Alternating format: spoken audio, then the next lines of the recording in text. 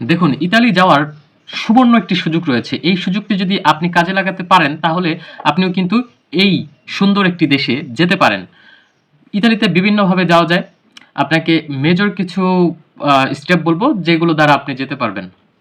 আসেন, প্রথমে স্টুডেন্টরা কিভাবে যায় সেই ব্যাপারে বলি।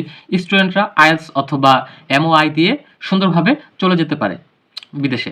কোনো ঝামেলা নাই এবং সবচেয়ে আশ্চর্যজনক বিষয় হচ্ছে স্টুডেন্টদের জন্য ইতালি খুবই ভালো একটি জায়গা, কারণ সেখানে টিউশন ফি একদম কম।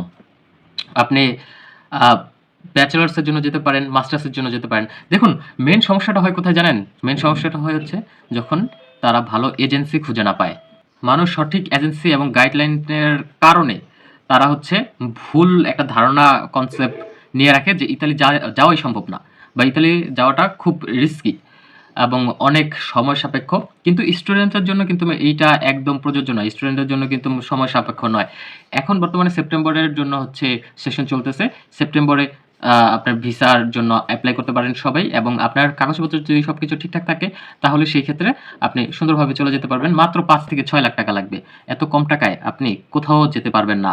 আপনি পুরো ওয়ার্ল্ডের যেখানেই যান না কেন, ইউরোপের মতো কোনো দেশে বা ইতালির মতো এই কোয়ালিটির কোনো দেশে আপনি যেতে পারবেন না। সুতরাং আপনার জন্য বেস্ট হবে ইতালি। আপনি পড়াশোনা করতে ইতালি যান। ইতালি যেতে আপনার বেস্ট মানে আইএলটিএস-এরও ঝামেলা নাই। আপনার এমওআই দিয়ে সুন্দর চলে যেতে পারবেন। আপনার ভার্সিটিতে যে এমওআই নিবেন, চলে যাবেন সুন্দর।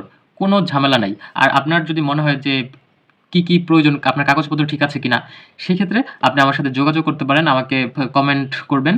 আপনার কি প্রবলেম সেগুলো আমাকে বলবেন। আপনার কাগজপত্র সম্পর্কে আমার সাথে আলোচনা করবেন। আমি দেখে দিব ফ্রি অফ কস্ট, কোনো সমস্যা নেই।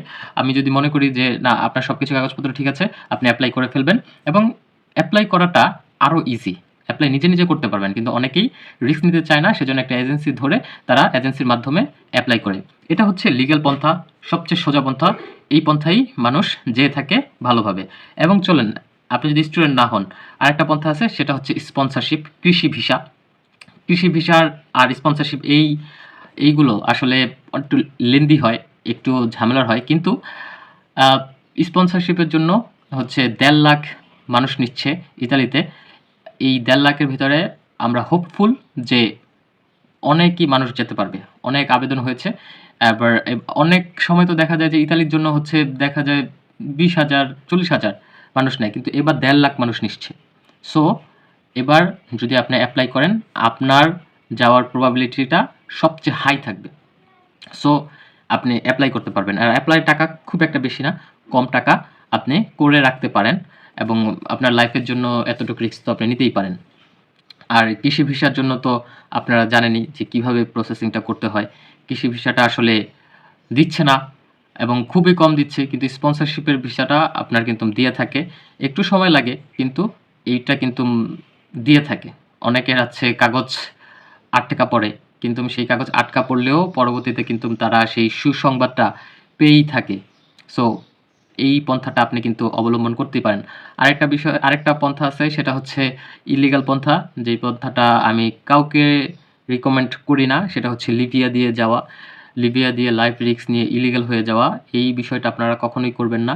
এই বিষয়টা করলে আপনাদের হচ্ছে নিজের লাইফ নিয়ে আপনি হচ্ছে বাজি খেললেন।